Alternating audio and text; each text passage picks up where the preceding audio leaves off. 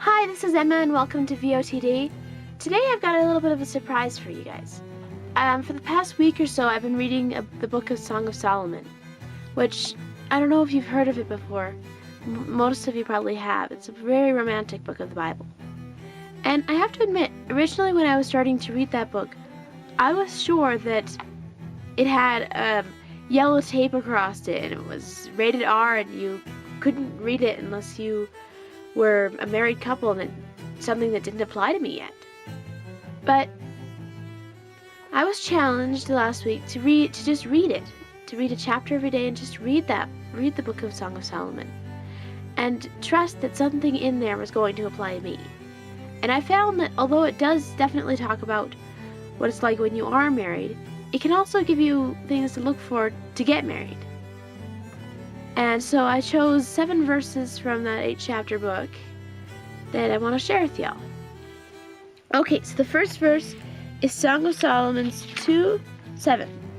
Daughters of Jerusalem, I charge you by the gazelles and by the does of the field, do not arouse or awaken love until it so desires. Now this verse is repeated 3 times in a Song of Solomon.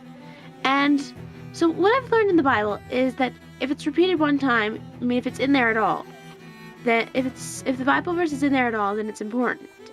If it's in there twice, you really got to pay attention, because maybe you missed the first time, but you're definitely going to catch it if it's there a second time. And so you have to really pay attention to what it says.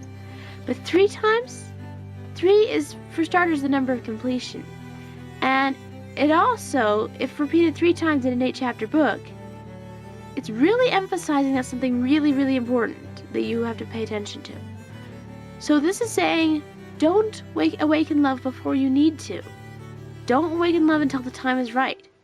And God has a time picked out for each and every one of us. And we don't have to rush it.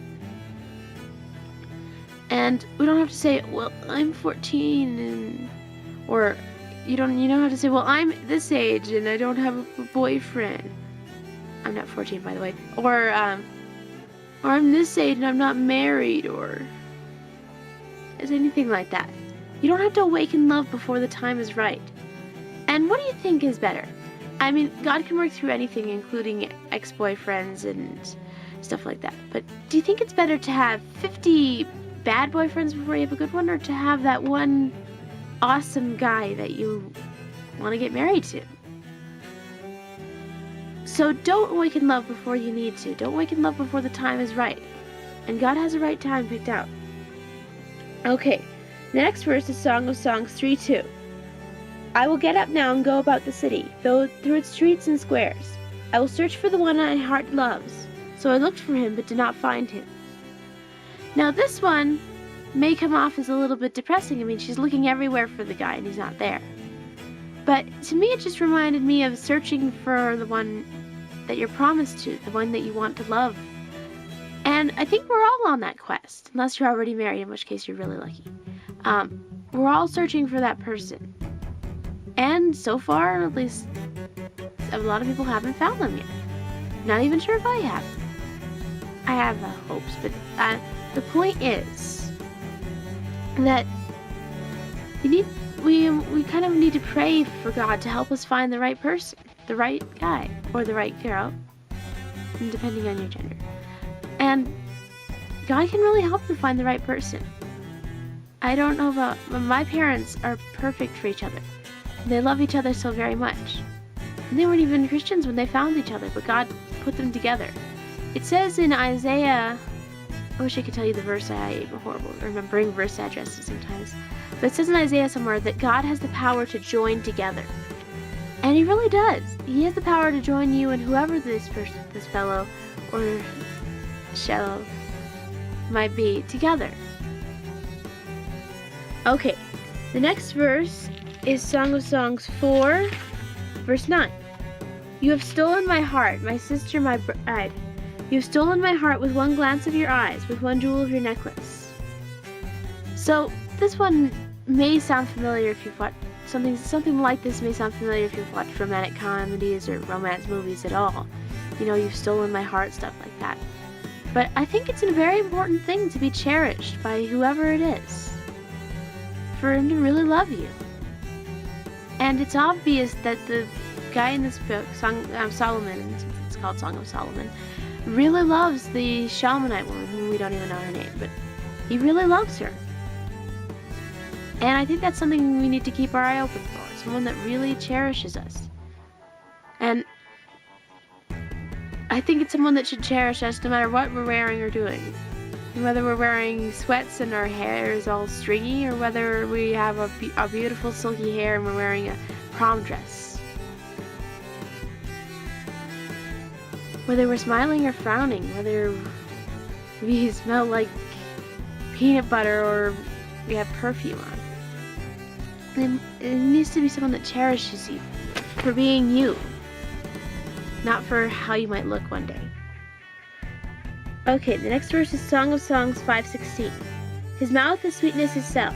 He is altogether lovely. This is my love, this is my friend, O daughters of Jerusalem. Now, did you notice how it says, this is my love, this is my friend? And this ties into what the last verse was saying about how he needs to cherish you. I think he should be your best friend, too. Because when you're friends with someone, you really lean upon each other, you really trust each other, you really are fond of each other in a friendly way. And when you start with that base, that foundation, then you can really care about each other through marriage too, and you can really support each other. And you have the base of friendship to start off with. So it didn't start with, they call it eros love. When you're attracted to someone, it's like love at first sight, and you think, wow, they're pretty.